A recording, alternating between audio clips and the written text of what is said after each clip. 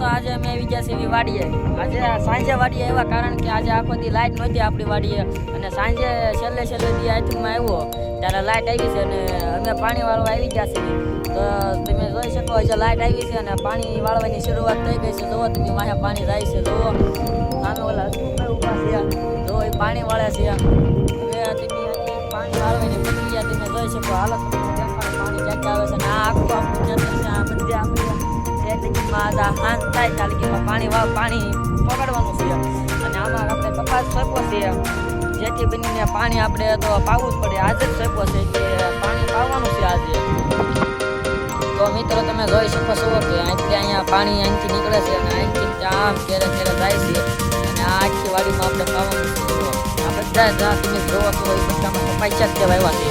આ અહીંથી પાણી વાવવાની શરૂઆત થાય છે. જુઓ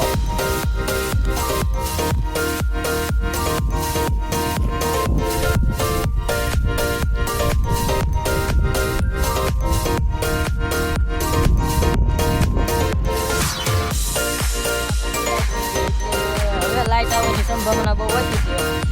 જુઓ પાણી આવતું હવે લાઈટ વહી ગઈ છે અને હસમુખભાઈ જુઓ થોડાક ટેન્કીમાં ચમકીને થઈ આપણા ગામડેથી થઈ વાડીએ ધક્કો ખાધો છે અને સાંજે આવ્યા છીએ પાછા એ તે અને લાઈટ પાછી વહી જાય છે.